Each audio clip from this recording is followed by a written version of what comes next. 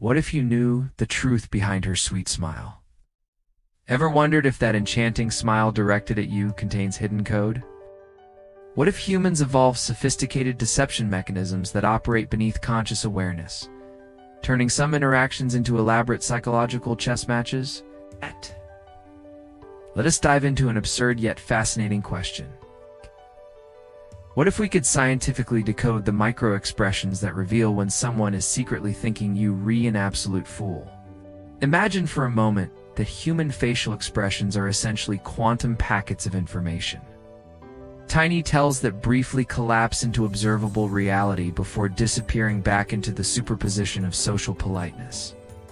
These quantum expression collapses happen in milliseconds, but what if we could capture and analyze them?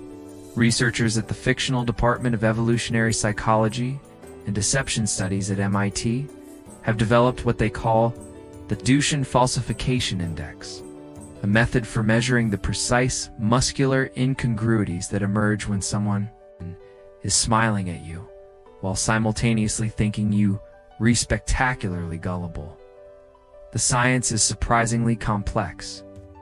A genuine smile, what researchers call a Duchenne smile, involves both the zygomaticus major muscles around the mouth and the orbicularis oculi muscles around the eyes. But the DFI identifies something more sinister: the nanosecond activation of the corrugator supercilii. It briefly fires between the movement of these other muscle groups. This creates what researchers call emotional quantum tunneling, where the true emotion briefly pierces through the barrier of the presented emotion, becoming detectable only through high-speed camera analysis running at 1,000 frames per second. When studied under these conditions, researchers identified 5 distinct deception patterns that indicate someone is presenting social warmth while harboring dismissive judgments. The first is the asymmetric orbital divergence, a 0.23 second delay between the activation of eye muscles on the dominant versus non-dominant side of the face. This asynchrony creates a nearly imperceptible flicker in the expression that your subconscious registers as something's not right here, even while your conscious mind is busy being charmed. The second pattern is the mid-conversation pupillary constriction, a sudden reduction in pupil size that occurs when you're remaking what the listener considers an obviously flawed point. While normal pupil dilation varies with light and emotional engagement, this specific constriction pattern correlates with internal judgments of intellectual disappointment. In laboratory settings, researchers could predict with 87.4% accuracy when a subject was thinking, "This person is clueless," based solely on this pupillary response pattern, despite the subject maintaining perfect social courtesy. The third deception marker is perhaps the most fascinating: temporal microsmirking. When someone believes they're intellectually superior to their conversation partner, they exhibit precisely timed smirk impulses that last between 17 to 34 milliseconds, far too brief for conscious detection but long enough to register in your ancestral threat detection circuitry. These microsmirks typically occur at predictable moments. Immediately after you've shared an opinion they find simplistic, precisely before they offer a deliberately simplified explanation, or during the millisecond pause before they say "that's interesting."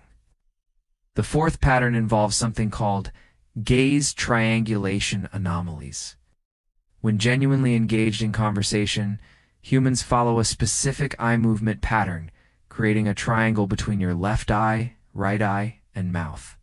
But when someone is mentally categorizing you as intellectually inferior, this triangulation pattern shows distinctive irregularities. The most telling sign is when their gaze lingers 0.4 seconds, too long on your forehead rather than your eyes, an unconscious evaluation of your thinking hardware.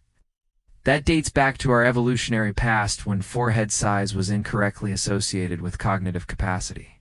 Finally, there's what researchers call the respiratory schadenfreude response, a subtle but detectable change in breathing pattern that occurs when someone derives pleasure from sohas.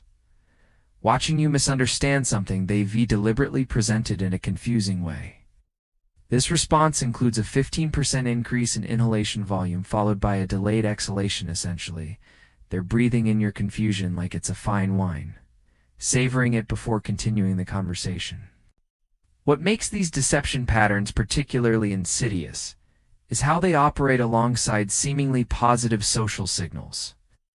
While the conscious facial expressions and verbal communication might communicate respect and agreement, these microsignals are simultaneously telegraphing, "I can't believe anyone could be this gullible." The physics of social deception follows principles similar to quantum entanglement. Once you've been categorized as intellectually inferior in someone's mental model, all subsequent interactions become entangled with this assessment, creating a self-reinforcing loop that's nearly impossible to break without completely removing yourself from the system. Even more disturbing is the observer effect in social dynamics once someone has categorized you this way. Their selective perception filters begin actively collecting evidence that confirms their assessment while automatically discarding contradictory information. Studies show that once this categorical shift occurs, the probability of reversing it through conventional social means approaches zero.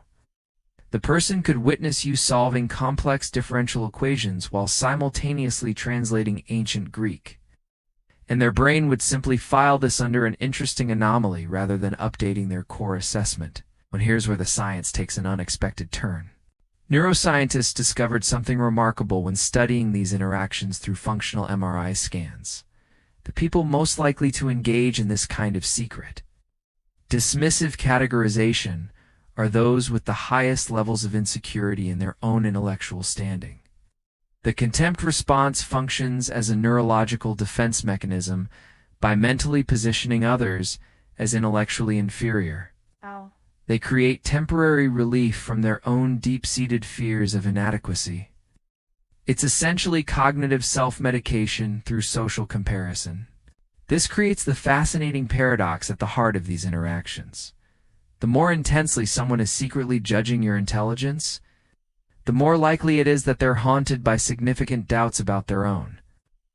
The most perplexing aspect of this phenomenon is that it's fundamentally unnecessary.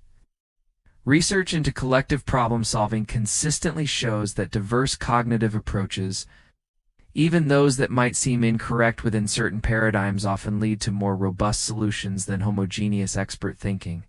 So what should you do if you suspect someone is secretly categorizing you as intellectually inferior while maintaining a friendly facade? The traditional advice would be confrontation or disproof demonstrating your intelligence to force a reassessment. But the data suggests something far more counterintuitive and effective: radical acceptance of their assessment. When test subjects responded to detection of these microsignals by explicitly acknowledging the possibility of their own misunderstanding, "I might be missing something obvious here," it created what researchers call judgment short-circuiting. This approach works because it denies the unconscious reward the other person receives from their position of supposed superiority. By neither confirming their assessment through defensive behavior nor directly challenging it, you create a psychological vacuum that their brain struggles to fill. The most effective response, according to the research, is simply this: "That's an interesting perspective. I'm curious how you developed that way of looking at it." This statement achieves several things simultaneously. It acknowledges their viewpoint without validating any unstated assessment it positions. He was genuinely interested rather than defensively invested, and it subtly shifts the focus to their thought process rather than the subject matter itself. The irony revealed by this research is profound. Those most concerned with appearing intelligent often create elaborate internal frameworks for judging others' intelligence, while those most comfortable with their own cognitive abilities rarely engage in such assessments at all. So perhaps the ultimate answer to "what if you knew the truth behind her sweet smile" is unbout detecting deception, but recognizing that someone's secret judgment of you reveals far more about their interior landscape than it ever could about yours. The next time you catch that fleeting micro-expression, that quantum flash of superiority behind the social veneer, remember, that you re-witnessing not just deception, but a moment of profound human insecurity seeking temporary relief in the ancient art of comparison. And in that recognition lies a kind of freedom that no amount of intellectual one-upmanship could ever provide.